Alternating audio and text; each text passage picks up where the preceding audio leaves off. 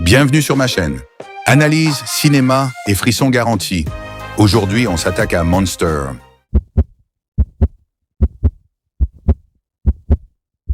Qu'est-ce qui définit un monstre? Celui qui commet l'acte ou la société qui le contemple? Depuis 2022, Netflix et Ryan Murphy dissèquent la figure du monstre américain à travers une trilogie dérangeante. Dahmer, Menendez, Gain. 3 récits, 3 époques, 3 facettes d'une même Amérique malade. Monster n'est pas une série ordinaire. C'est une anthologie qui explore comment l'Amérique crée, nourrit et consomme ses propres monstres.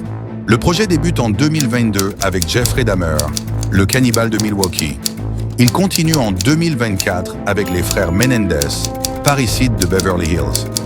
L'année 2025 poursuit avec Ed Gein, le fermier nécrophile du Wisconsin qui inspira les plus grands classiques de l'horreur.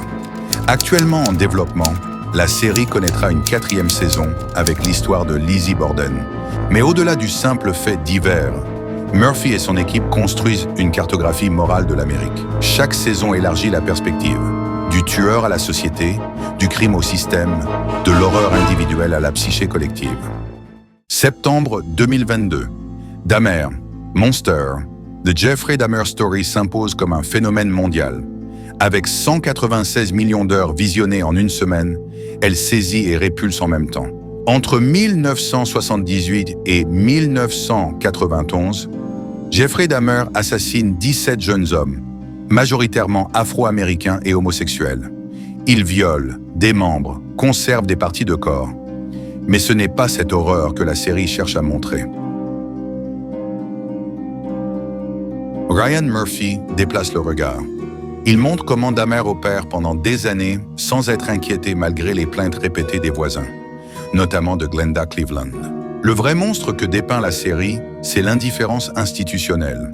C'est cette police de Milwaukee qui renvoie Conerak Sintasomphone, 14 ans, dans l'appartement de Dahmer, malgré son état de détresse visible.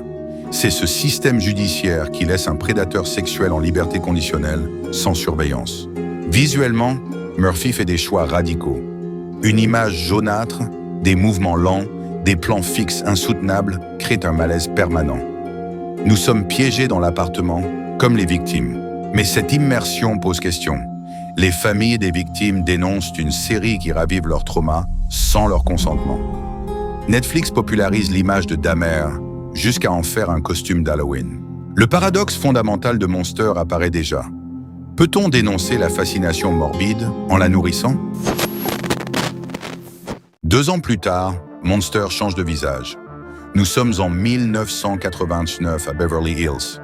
Lyle et Eric Menendez, 21 et 18 ans, abattent leurs parents de plusieurs coups de fusil. Ils seront condamnés à la prison à perpétuité. Mais ce qui intéresse Ryan Murphy cette fois, c'est moins le crime que sa médiatisation. Comment un double parricide devient le premier procès télévisé moderne, transformant 2 accusés en célébrités. La défense des frères repose sur des accusations graves. Abus sexuels répétés de la part du père, complicité silencieuse de la mère. Traumatisme contre traumatisme. L'Amérique se divise. À travers ce cas, Murphy explore comment la justice devient un show. Comment les chaînes câblées, notamment Court TV, transforment le procès en feuilleton quotidien. Comment l'opinion publique se polarise avant même le verdict. Nicolas Chavez et Cooper Koch incarnent ces frères perdus entre statut de victime et de bourreau. Mais surtout, la série démontre comment le récit médiatique façonne la perception du monstre. Est-ce le traumatisme qui crée le monstre? Ou le regard qu'on porte sur lui? Dans cette Amérique des années 90, c'est désormais la caméra qui décide qui est victime et qui est bourreau.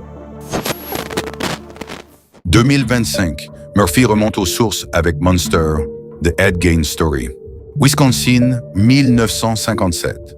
Un fermier solitaire est arrêté pour le meurtre de Bernice Worden. Dans sa ferme isolée, la police découvre des abominations. Mobilier fait de parties humaines, masques de peau, vêtements confectionnés avec des organes. Mais ce qui rend Gein spécial, ce n'est pas seulement l'horreur de ses actes, c'est son héritage culturel. Sans lui, pas de Norman Bates dans Psychose, pas de Leatherface dans Massacre à la tronçonneuse, pas de Buffalo Bill dans Le silence des agneaux. La 3e saison de Monster devient méta-réflexive. Elle s'interroge sur la fabrication même du mythe du tueur. Comment un homme brisé devient une figure fondatrice de notre culture de l'horreur? Charlie Hunnam incarne ce Gain tourmenté par une mère ultra-religieuse qui le maintient dans un état de dépendance psychologique. Visuellement, Murphy adopte un style presque expressionniste. Ombre déformée, angles dérangeants, vision subjective troublée. En remontant à la source du mythe, Murphy semble boucler sa trilogie sur une question essentielle. Pourquoi avons-nous besoin de ces monstres? Que disent-ils de notre inconscient collectif? Le monstre n'est plus seulement celui qui tue. C'est celui que nous avons transformé en icône. C'est le miroir déformant où l'Amérique contemple ses propres névroses, entre pureté religieuse et violence fondatrice. À travers ces trois histoires, Ryan Murphy compose un portrait troublant de l'Amérique et de son rapport au mal. Chaque saison explore un aspect différent de la monstruosité. Dahmer expose un monstre créé par l'indifférence sociale et le racisme systémique. Menendez révèle comment la culture médiatique transforme la tragédie en divertissement. Gain interroge notre besoin collectif de mythes horrifiques. De saison en saison, Murphy élargit le champ d'analyse. Ce qui était un portrait de tueur devient un diagnostic de société. Ce qui était un fait divers devient une mythologie nationale. En définitive, Monster nous force à questionner notre propre fascination. Pourquoi regardons-nous? Pourquoi Netflix produit-elle ces séries? Pourquoi sommes-nous si avides de ces récits? Le véritable monstre se cache peut-être là, dans ce besoin collectif de donner un visage au mal, de l'externaliser, de le contempler à distance, tout en restant fasciné par lui. Avec sa trilogie Monster, Ryan Murphy n'a pas seulement créé une série sur des tueurs, il a disséqué l'âme américaine. Il a montré comment chaque époque produit les monstres qu'elle mérite. Dahmer, Menendez, Gain. Trois visages d'une même réalité. Trois reflets d'une société qui dévore ses propres enfants. Trois chapitres d'une histoire américaine qui n'en finit pas de se répéter. Et tandis que Netflix prépare peut-être une 4e saison, une question demeure.